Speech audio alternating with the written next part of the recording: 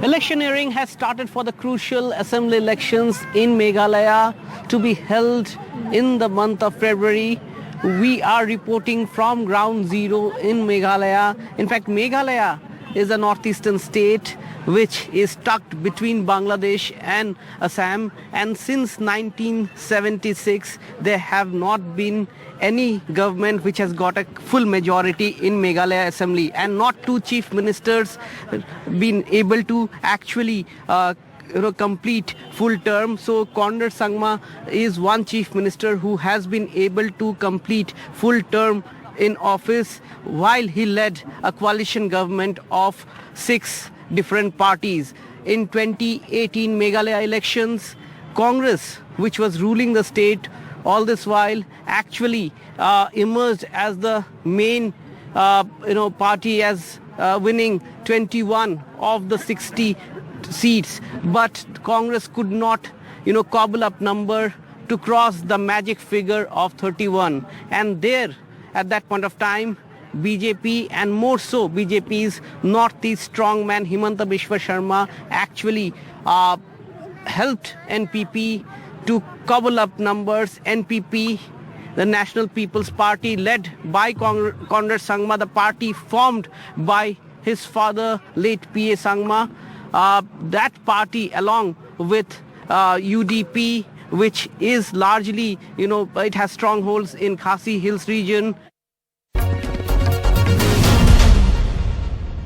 You have held your first poll rally from Adagre. A very emotional connect you have with this place, because this is the place from where your late father, Mr. P.A. Sangma, used to start his poll campaign as well.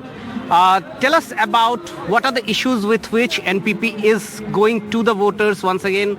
Last time you were able to cobble up an alliance with other parties and fight this election, but this time you're going solo. You're fighting TMC, which is making an inroad, and also your allies in the government are also fighting against you. That's right. Number one, as you said, this is a very, very important location for us, Adagre, which is a location where Mr.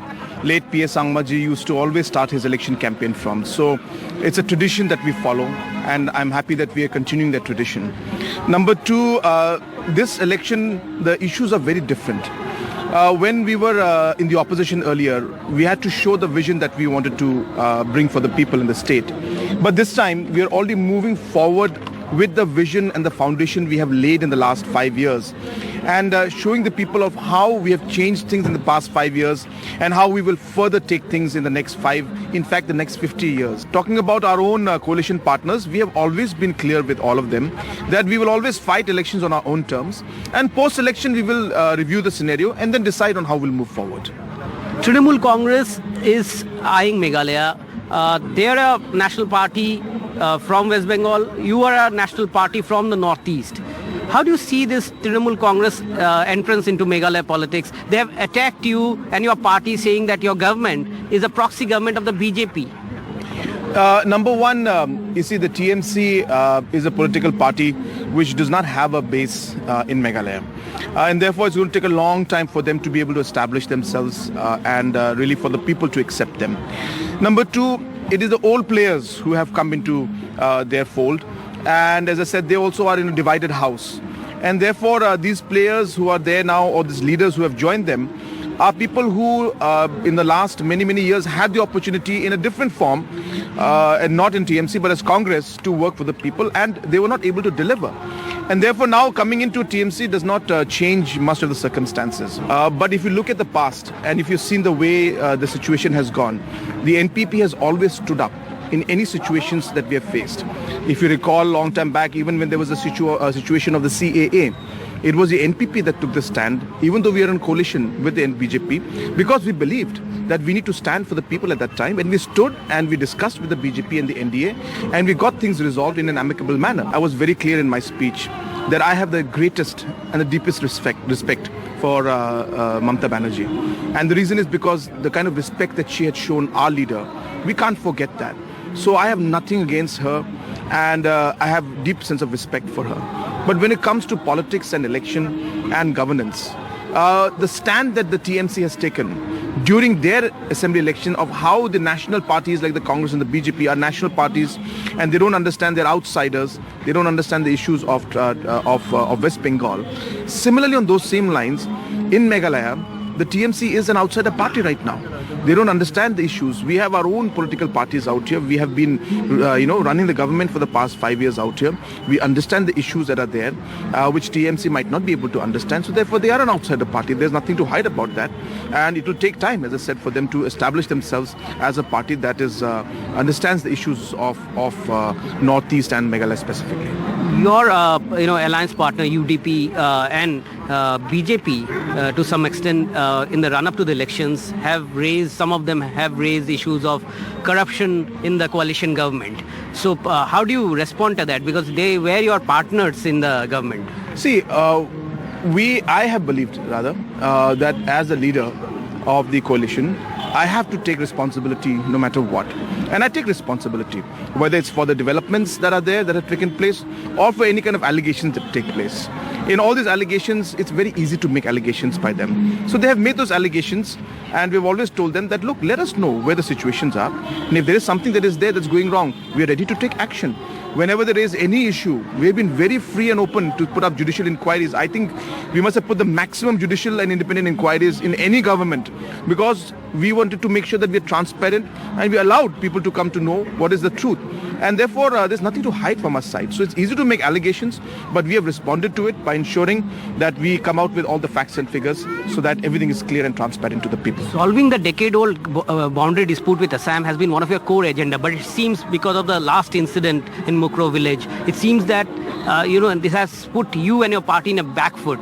You have been criticized by the opposition. Some of your allies also have been not siding with you. How do you see this scenario? See, these are difficult situations, and these kind of things cannot be planned for and cannot expect that it will be resolved. And these kind of incidents that took place are things that we don't expect, but it can happen in situations like this. It shouldn't have happened, but it did happen. Does it affect? Yes, of course. It gives a sense of slight, discomfort, and it derails the kind of situation temporarily, and we're not able to take, or rather I should say, creates a hurdle in the whole situation. But does not mean that we are not committed. Both the states and the center are committed to ensuring that we resolve this problem. But yes, this incident has made the situation slightly uncomfortable. I hope that we'll be able to overcome this soon, and we'll be able to take the talks forward. Because as I said, as a political party and as a government, and as a chief minister, I'm very committed to ensuring that this problem of border issue is resolved. Because it is because of these issues like the border issue and the tension there that these kind of incidents also take place. So this leads to those kind of untoward incidents which shouldn't have happened at all. But is there a trust deficit with the BJP? See, there's not, which one cannot say there's a trust deficit. It's a process. We have to understand that any discussion, anything we move, every situation takes its own turn. And so one cannot say that we just simply say that there's a deficit. That's not like that. We are working together. We have the right intentions. We have the right thought and the right goal for our people. We have challenges, but if we work properly, think properly, and we keep our our priorities on top and are patient about it and handle things with care, we'll move forward. This is a big test for Conrad Sangma, the Chief Minister, and if you see, this is a rally of his party NPP. The field is full of his supporters.